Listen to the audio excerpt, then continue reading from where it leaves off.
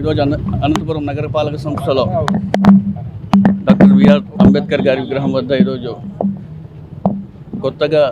Commissioner గారు ఈరోజు బాధ్యత తీసుకున్న కమిషనర్ మెగా స్వరూప్ గారు, అదేవిధంగా డిప్యూటీ మేయర్స్, మన కార్పొరేటర్లు, స్టాఫ్తో కలిసి అందరం కూడా ఈరోజు అంబేద్కర్ విగ్రహాన్ని గార్లాండ్ చేయడం జరిగింది.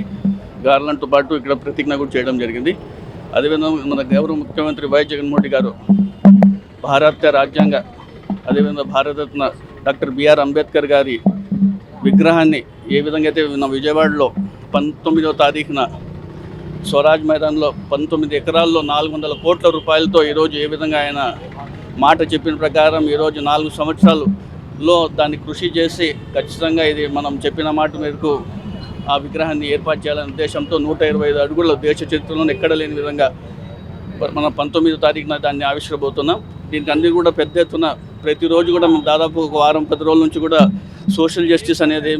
మన డాక్టర్ బిఆర్ అంబేద్కర్ గారు చేసిన ఆయన జీవిత చరిత్ర, ఆయన సిద్ధాంతాలు, ఆయన చేసిన పోరాటాలు ప్రతి ఒక్కటి కూడా వాల్ పెయింటింగ్స్ ద్వారా కానివ్వండి, వీడియోస్ ద్వారా కానివ్వండి, అక్కడ కన్వెన్షన్ హాల్ ఉంది,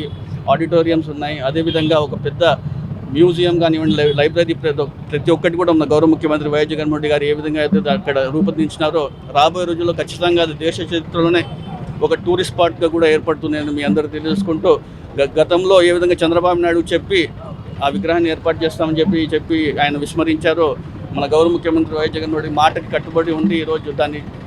ఏర్పాటు చేయడానికి అన్ని ధన్యవాదాలు చేసుకుంటూ, రాబోయే రోజుల్లో మన్నాడు జరగబోయే 19వ తారీఖున పెద్ద ఎత్తున ప్రతి సచివాలయం నుంచి ప్రతి ఒక్కరు కూడా పాల్గొని ఈ 19వ తారీఖు ఈ కార్యక్రమాన్ని ఘన విజయం సాధించాలని కోరుతున్నాను.